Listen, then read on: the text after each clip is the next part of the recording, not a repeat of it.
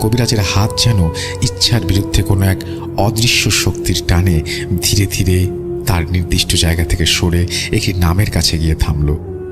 কবিরাজ নামটি খুলে দেখে কিছুটা বিব্রত হয়ে যান এবং কেমন যেন নিজের ওপর ভরসা না করে পুনরায় সেই প্রক্রিয়াটি করেন।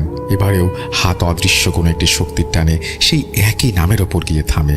নামটি ছিল রক্ষা কালী দেবীর। আমার জানা মতে ভাইয়া এটি হিন্দু সম্প্রদায়ের এক দেবীর নাম। যা হোক, কবিরাজ আম্মুকে বলেন আমাদের পরিবারের ওপরে ভয়ঙ্কর কালো জাদু হয়েছে এবং আপনার ওপর সরাসরি একটি হিন্দু সম্প্রদায়ের জিন চালনা করা হয়েছে।